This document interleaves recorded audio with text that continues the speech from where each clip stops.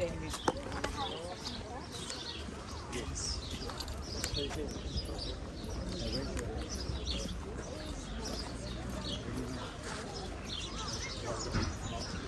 to buy something in there? No. Okay. I think we're okay. We don't want to be late with do you want to buy something? When we come back, you hungry? Oh, I just was curious. It's 12:17, so she said we don't leave till 1 sometimes. Oh.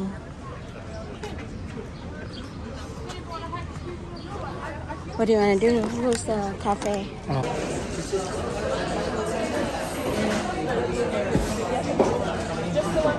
Anything else? Or later? Thank you.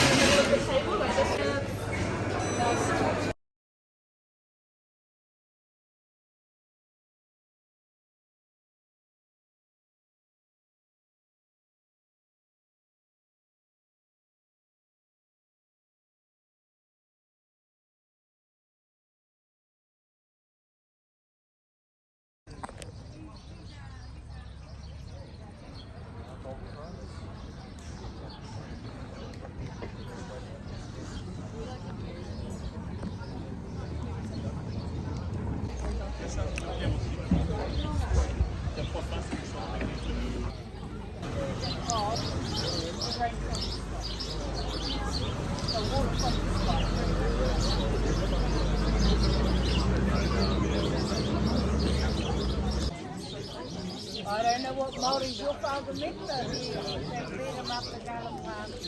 If it's fine.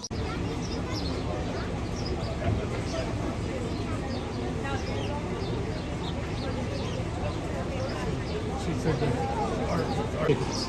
Who has it? The lady that drove the bus. She has our So ticket. I just tried to exchange it for a paper ticket because that's what the guy said to do. She said, no, you get it from your driver. Guys, I haven't scanned your ticket.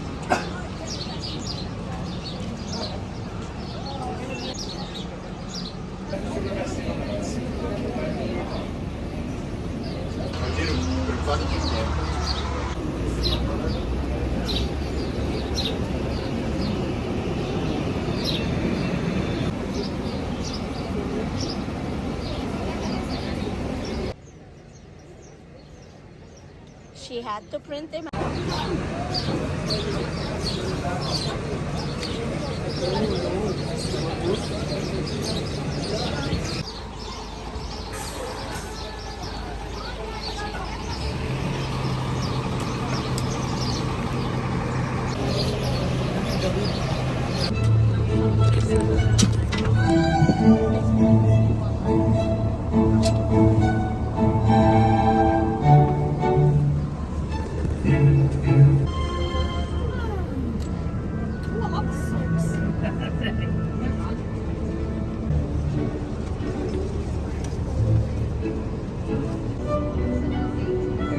She's missing someone. Is she? Oh, it's probably the ticket. Remember that family that had 4 but only 3? Yeah. Yeah. Perfect. We are going on an adventure, venturing far and wide into Middle Earth and Hobbiton therein, which is very, very exciting. So my name is Taylor. Welcome to Hobbiton Movie Set Tours. I'm going to be your guide for today, and we're joined by the wonderful Colin, and he's going to take us down to the movie set. It's about a 8 to 10 minute drive down there, but there's plenty of entertainment to be had both on board, on your screens up front here, and out your window. So for now, just sit back, relax, and enjoy the ride. It's a lovely day here. New Zealand's on her best behaviour.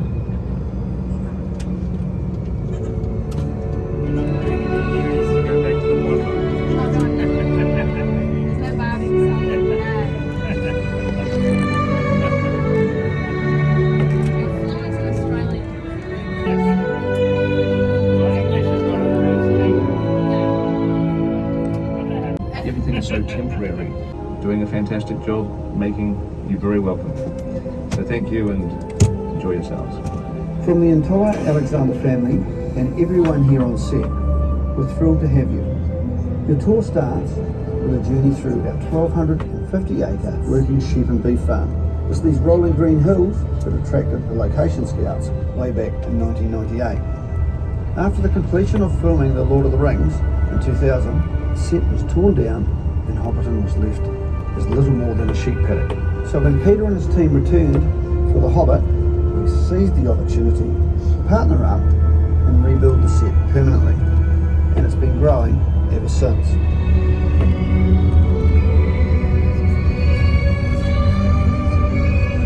It's been an incredible journey, one we're proud to share with you today.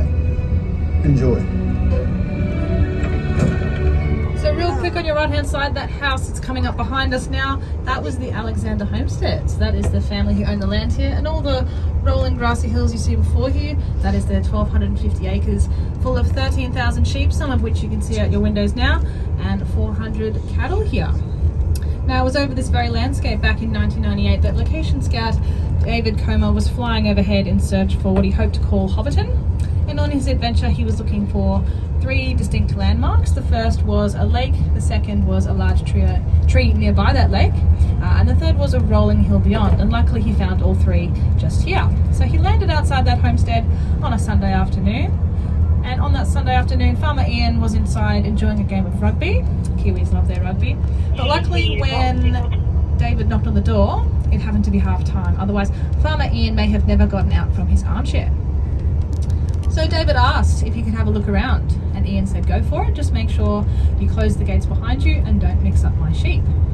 Liking what he saw, a few weeks later, David returned with Sir Peter Jackson, the director of the films, along with 2 concept artists, John Howe and Alan Lee, and they began sketching Hobbiton into being and getting ideas for what they wanted it all to look like. Finding the location was perfect, they went back to Farmer Ian and negotiations began, contracts were signed, and pretty soon they disclosed that they would be filming The Lord of the Rings. Now, Farmer Ian had no idea what Lord of the Rings was at the time, but luckily his family convinced him to take on the project. And pretty soon, one of the largest entourages of trucks in movie history had to make its way down here, full of set designers, landscapers, cast and crew. And so the road we're driving on wasn't actually here at the time, it was actually laid down by the New Zealand Army as a training exercise, which turned a few heads from the neighbours, so they had to have security posted at the gate we came through 24/7. Now, these soldiers that laid down the road, they were actually later featured as orcs in the Battle of Helm's Deep in the 2 Towers. Now, the Lord of the Rings set was temporary, made out of styrofoam and elements that would not withstand the test of time. But now, if you look at your right-hand side, the Hobbit set was built permanently. So you're going to get your first glimpse now. You got the mill house, the double arched stone bridge. You might remember Gandalf and Frodo crossing. Now, on the right-hand side, through the gap in these trees, you're going to see a car park and some buildings. Now, at the time of filming, this was known as technical car parks. This is where you'd find all of the set designers and landscapers building the Hobbiton sets. Today it is known as Dusty Haven, so it's where all of our current gardeners and maintenance crew reside, keeping the set looking pristine and just as it was when filming concluded back in 2012. On the left here, this patch of grass between the fence and the bus, this was known as Animal Kingdom. So this is where you might find all of the horses, cows, sheep, chickens, and a rooster named Michael Jackson. Now, none of the cows and sheep of the Alexander farm were featured in the film. Some of the cows are just hiding behind the hill there on the left. None of them were considered movie star material. They all considered themselves movie stars, but none of them were chosen. They were considered too modern looking.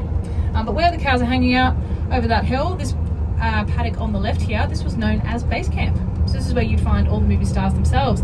Elijah Wood, who plays Frodo, Ian McKellen, who plays Gandalf, and Martin Freeman as young Bilbo in their trailers, alongside the costuming and makeup departments and the catering and full mess hall. So everyone on site would be enjoying 3-course restaurant quality meals every day. So if you came here as a skinny actor or crew member, you certainly left as a plump hobbit, which is very fitting for all the work that they were doing. And as we come down the hillside, once again on the left, there's a hill over there about half a kilometre away with trees on top and fallen trees upon it as well. And there is a gap in that hill, and in that gap you might remember, if you've seen The Fellowship of the Ring, a young hobbit named Frodo Baggins, he's sitting under a tree reading a book and he hears Gandalf singing in the distance where they meet on the outskirts of the Shire. And if you look up at your screen now, that clip will play out for you now.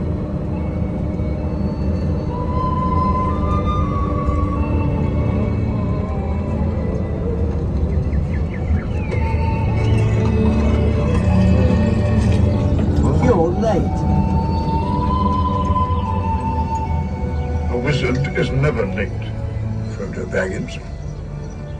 Nor is he early. He arrives precisely when he means to. You're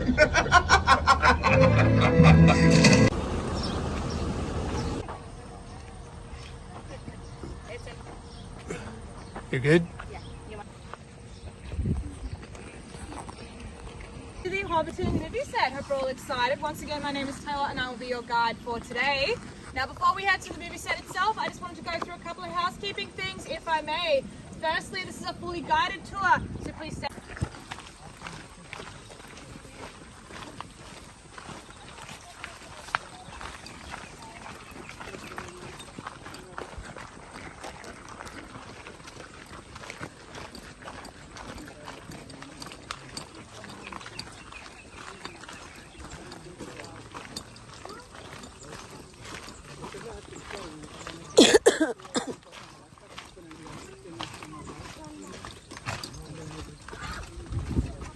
There's the house.